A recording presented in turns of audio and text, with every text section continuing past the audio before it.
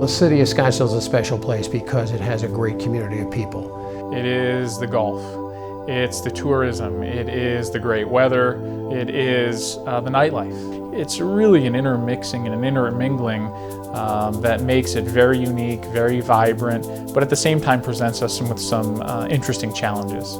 We have 413 officers and about 262 civilian employees that police an area of 187 square miles. The effort here is a careful one because we are a resort and tourist community.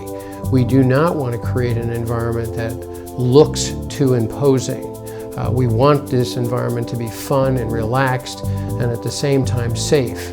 We manage and patrol such a live area like the downtown entertainment district in the city of Scottsdale by partnering with the community and local businesses and having our officers involved in the decisions and the solutions that go along with making it a safe city. Scottsdale PD has always been on the cutting edge in terms of technology, in terms of process improvement, in terms of programs that really originate here and then wind up going throughout the country. A program that we instituted a number of years ago, which is catching fire nationally, is our Know Your Limit campaign. And this is where we actually have officers on the street contacting the folks that are out there enjoying themselves while they're in uniform, so they know we're the police. And we talk to them about knowing just perhaps how much they've had to drink and if they're prepared to drive home or if they need to find another way home. That'd be the super extreme DUI. The reason this is so important is we can lock up between 10 and 15 DUIs with the staff that we have out there, but we can contact close to 500 on the average and prevent them from getting behind the wheel of a car. And that's really our objective. At first, when we first started the program, we found that most people were kind of skeptical about dealing with the police. They didn't really want to take a portable breath test. They didn't want to talk to us because they thought that we were entrapping them. And then once we started doing the program more often and on a regular basis, people began to recognize the program and its benefit, and they started to have fun with it, and at the same time we were educating them whether they knew it or not. Right now you're a 197. People kind of get curious as to, okay, why are these cops smiling and what are they giving to these other people here? Hey, I'm kind of interested. Then that is kind of how we bridge the gap and get them to understand this is something that you could benefit from. Because we're able to contact so many more people through the Know Your Limit program, I think we're able to reach more people, and when you can reach more people, obviously you have more of an effect. They're out there making sure that people go home safely, which is all we care about. We don't care about arrest numbers, we don't care about that. All it is send a message. Scottsdale does a great job with Know Your Limit. You can imagine that many people reveling in the street. There are some challenges.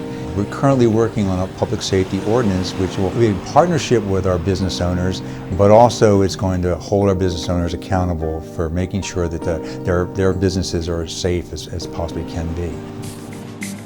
The Public Safety Plan Ordinance really, we believe, sets the standard for forging a relationship between police department staff and business staff in our entertainment district. And there are a number of components of that relationship.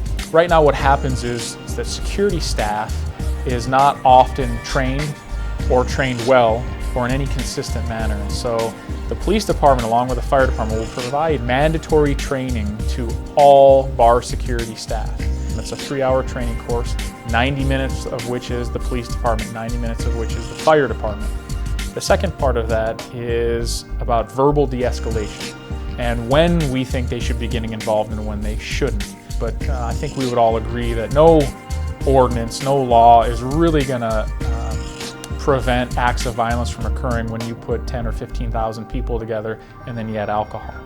So if you have what we're calling a public safety incident, if you have 2 or more in a week or 3 or more in a month, then you'll be required to hire off-duty police officers for a period of 3 months at your facility. If you have 1 public safety incident in which a deadly weapon or a dangerous instrument is used, you'll be required to hire off-duty police officers too for a period of 3 months so that we create a higher degree and a higher level of safety and that we work more collaboratively with your security staff. The Public Safety Ordinance is a collaborative effort between the stakeholders in downtown. With everybody having a realization of how important it is to maintain a safe environment, we engaged all elements of the folks, the businesses, the property owners, and what was, I think, understood finally, is that this was as valuable to them and the continuance of their business as anything else. Anytime you can partner with the community, partner with business owners, get the police involved with the people that are invested in the community, I think that's just going to benefit the community and the patrons that participate downtown and enjoy our downtown. We're not doing our jobs if we can find 20 drunks in a night. We're doing our jobs if we can find 0 drunks in a night. That means we're effective.